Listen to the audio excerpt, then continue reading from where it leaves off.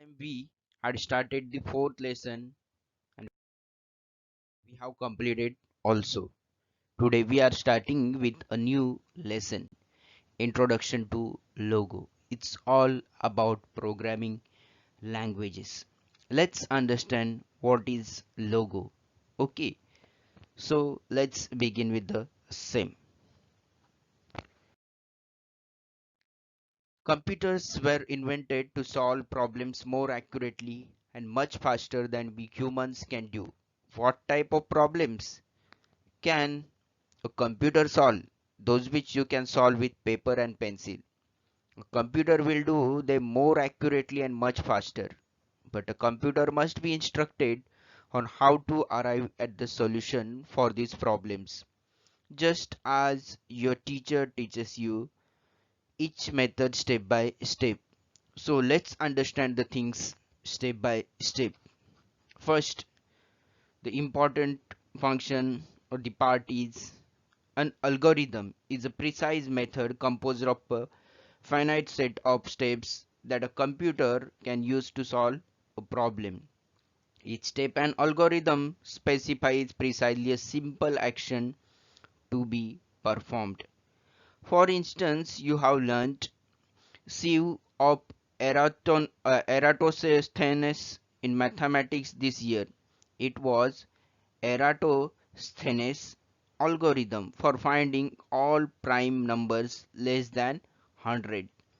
You also learned three algorithms to find the greatest common divisor. Okay, the computer does not have your intelligence, so the set of instructions it needs must be precise and to the last detail. For instance, it will not display the result of the calculation from its memory unless you instruct it to do so. Understood?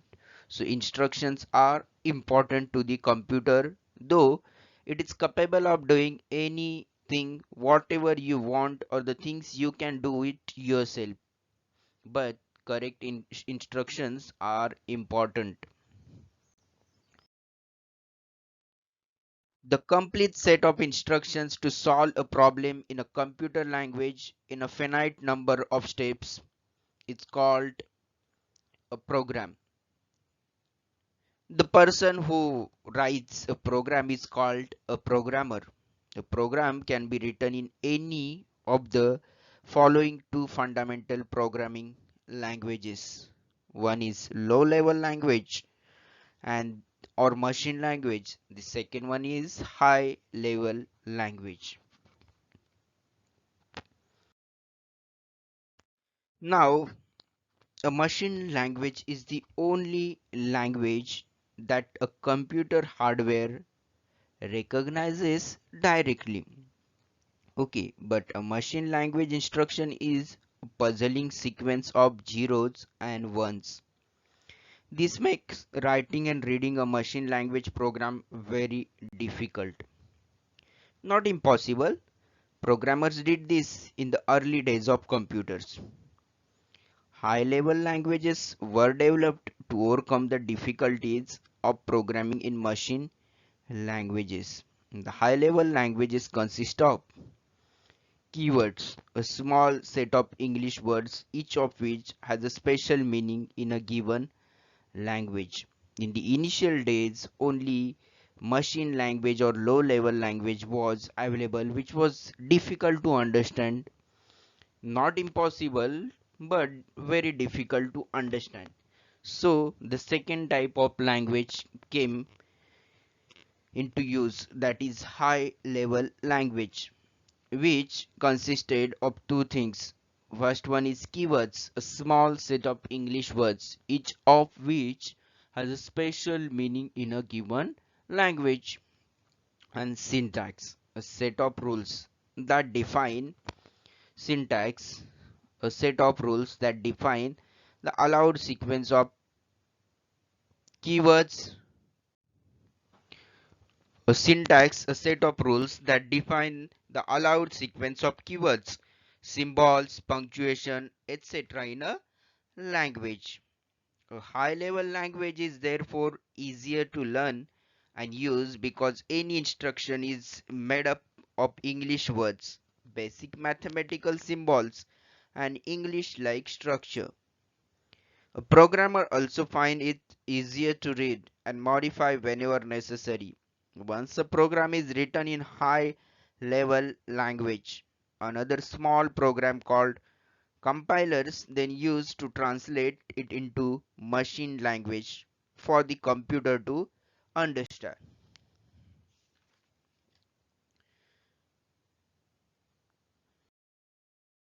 Some of the high level languages are, okay, these are the high level languages. First one is Fortran. It's an abbreviation from formula. You can see here these words are given in capital FOR and translation. Here TRANS has been given in capital. Okay, so abbreviated from formula translation was the first high level language for engineering and scientific applications. So when it comes to high level language, the first high level language is Fortran. Okay, the second one was APL. It's a programming language. Okay, for scientific work. After that, another language came, that is BASIC, beginners all purpose symbolic instruction code.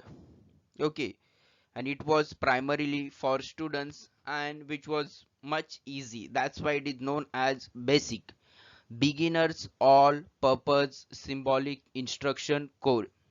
Next one was Pascal, named after 17th century mathematician Blaise Pascal, and it was primarily for teaching programming.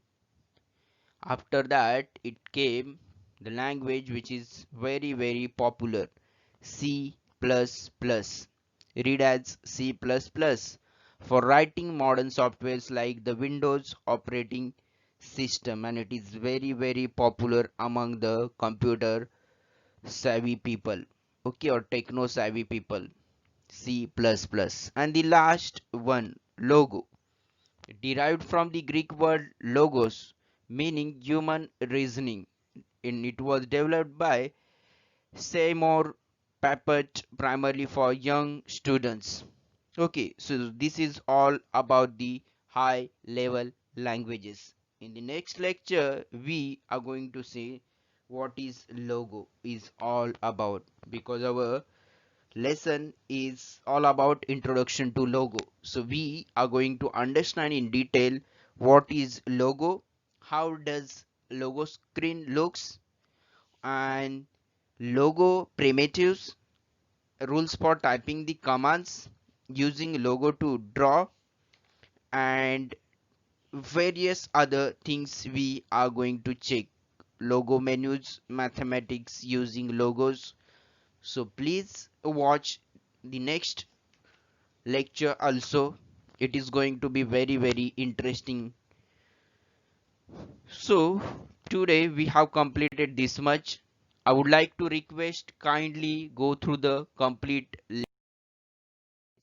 So this is the only homework I'm giving. Okay, I'm not giving any other question or answer. Read the complete lesson, and next time we are going to take the second part, which is going to be very interesting and very nice lesson, because we are going to understand logo first time, I think, in our life, for the first time, the programming language logo. So let's get ready for that by reading the complete lesson. Thank you so much for watching this video so patiently and carefully. Thanks a lot. Have a great day to one and all. Stay home, stay safe. Thank you so much.